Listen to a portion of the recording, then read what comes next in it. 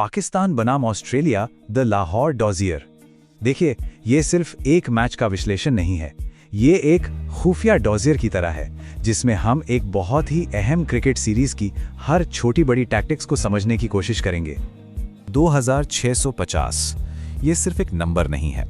इतने दिनों तक क्रिकेट की दुनिया में एक अजीब सी बात ने इन दोनों टीमों के रिश्ते को आप कह सकते हैं परिभाषित किया था। ये आंकड़ा है पाकिस्तान की ऑस्ट्रेलिया के खिलाफ T20 इंटरनेशनल मैचों में लगातार हार का सिलसिला। मतलब पूरे 7 साल तक एक टीम का दूसरी टीम पर इस फॉर्मेट में पूरा दबदबा रहा। लेकिन अब तक लाहौर में एक ऐसी जबरदस्त जीत मिली है जिसने वर्ल्ड कप से ठीक कुछ दिन पहले पूरी कहानी ही पलट कर रख दी है। तो ठीक है, चलिए अब इसकी गहराई में उतरते हैं, एक तरह से फोरेंसिक विश्लेषण करते हैं उस पहले T20 मैच का कि आखिर कैसे पाकिस्तान ने ये 22 रन की इतनी बड़ी जीत हासिल की।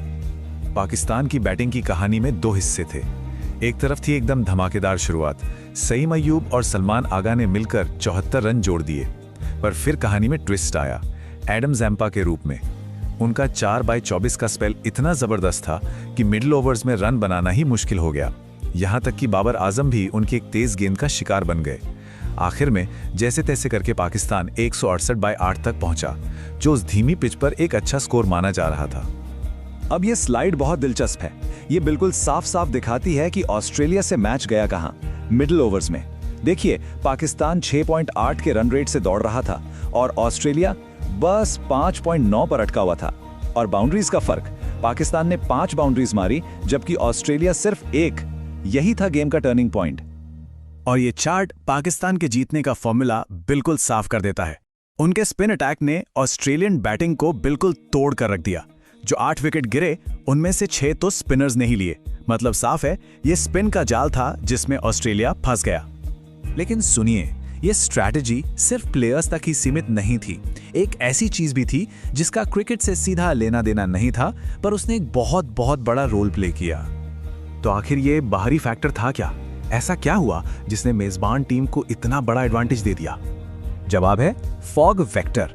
हुआ ये कि लाहौर में सर्दियों में इतना घना कोहरा होता है कि मैच को शाम 4 बजे शुरू करना पड़ा, और इस एक छोटे से बदलाव ने पूरे गेम का फिजिक्स ही बदल दिया। मैच जल्दी शुरू होने से 3 चीजें हुई। पहली इनिंग्स ढलती धूप में सूखी पिच पर खेली गई। दूसरी, जब शाम होने लगी तो विजिबिलिटी कम हुई जिससे ऊंचे कैच लेना मुश्किल हो गया। और सबसे जरूरी तीसरी बात, मैच जल्दी खत्म हुआ तो भारी ओस गिरी ही नहीं। इसका मतलब गेंद दूसरी इनिंग्स में भी स्पिनर्स के लिए सूखी रही। ये पाकिस्तान के लिए एकदम गेम चेंजर साबित हुआ। चलिए अब आगे बढ़ते हैं और देखते हैं कि कहानी में अगला मोड़ क्या आता है, क्योंकि दूसरे मैच के लिए ऑस्ट्रेलिया एक जबरदस्त काउंटर अटैक की तैयारी में है। अब जब सीरीज दांव पर लगी है तो एक्सपेरिमेंट का टाइम खत्म। ऑस्ट्रेलिया के असली खिलाड़ी मैदान में उतर रहे हैं। पहले मैच के मुकाबले अब टीम में वापस आ रहे हैं कप्तान मिचेल मार्श और wicket keeper Josh Inglis. Marsh और इंग्लिस को लाने का मकसद बिल्कुल साफ है। पहले मैच की जो 2 सबसे बड़ी कमियां थी, पावर की कमी और स्पिन के आगे कमजोरी, उन्हें दूर करना।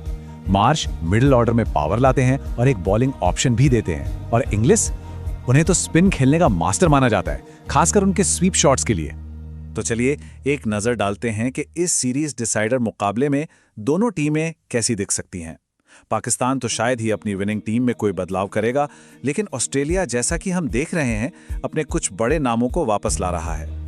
और इससे सेट होते हैं कुछ ऐसे की बैटल्स, ऐसी टक्कर जो शायद पूरी सीरीज का फैसला कर देंगे।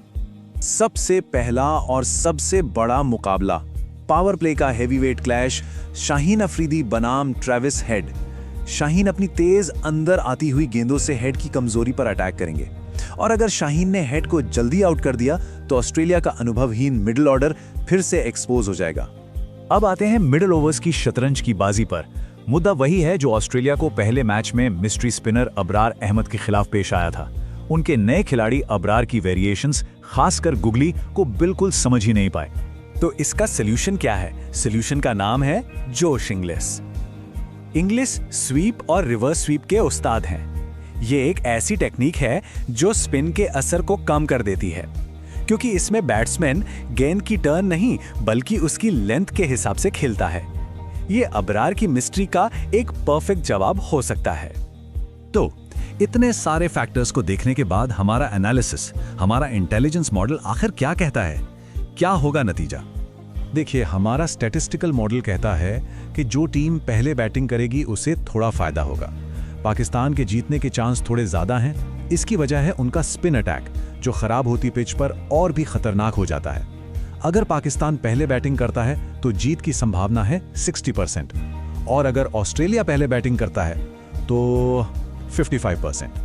तो आखिर में सारे प्लेयर्स, सारी स्ट्रैटेजीज के एनालिसिस के बाद हमारा ये डॉसियर इस नतीजे पर पहुंचता है कि हो सकता है पूरी सीरीज का फैसला बस एक सिक्के के उछाल से हो जाए।